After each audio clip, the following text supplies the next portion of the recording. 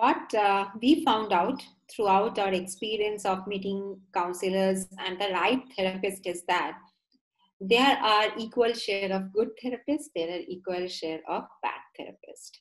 So you are the best one to judge which therapist is going to click for your child in this case, I would say, or which counselor's advice is going to work for your child and you can actually do it as a family. So for us, we first went to a child psychiatrist, and we were lucky enough that our first interaction only we had a very good conversation with our child psychiatrist, and she gave us wonderful ideas. She advised us properly and in the right way. And then she told us like what are the therapy options that we have for our child, keeping in mind her problems and the fact that she's nonverbal. So we went to those places, and some trial and error has happened here and there. It's not that at the very beginning only we went to the right places, but somehow we figured out throughout that probably those places or those advisors are not going to click in the long run. Because the moment someone said like within an year of therapy your child will be all normal, that sounded very odd to us, because we by that time we got a very clear picture that is not something we are looking for. We are not trying to mend our child because she's not broken, that we are trying to mend her. So that basically was very clear in our mind. So what we were looking for is that where people can advise us and people can guide us how to do her activities of daily living in a more proper way, and how to make her aware of her surroundings. So we only chose those people basically who told us that we will help you, but rest of the things you will have to do because you are the parent who is staying with that child 24 into 7. We are not. We are not the ones who are staying. You are the parent who is always there with that child. So keep one thing in mind, we can teach you.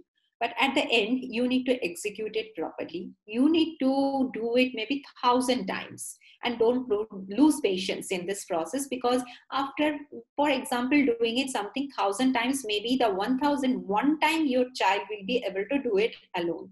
But you need to have that patience and that energy to go through that 1,000 trial. That only you can do it as a parent. That they have cleared to us from the very beginning. And we were asked that to look at the things in a very simple way. For example, once we get up from sleep, a normal thing that we do is that we go to toilet, we do the brushing of our teeth, everything. We were asked to think of something to simple this also, to make it more simple. So definitely that was something, a learning process for us also, because for us, we have learned by looking at certain things and following that.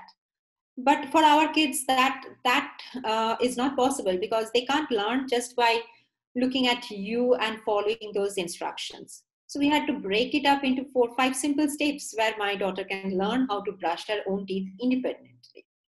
So this was a learning process for us as a parent, definitely.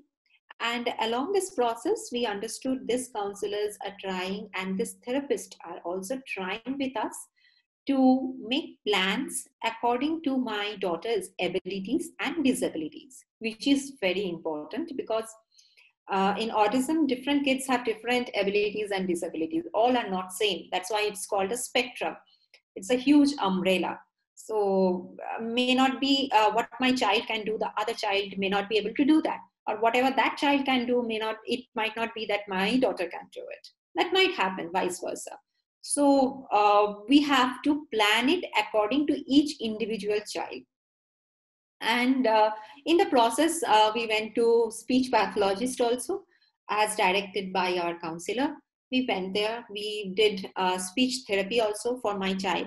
Then gradually, when there was no speech development, through some certain like questionnaire, it came to us that our child is also having childhood apraxia of speech, and which actually stops a person from speaking normally, though that person knows what he or she has to say, answer, for example, answer. If I'm asking someone a question, that person exactly knows that what I need to answer, but the mouth and the muscles are not coordinating with each other, so that person is unable to speak out. So that is exactly the problem my daughter has. So we have to accept that fact also.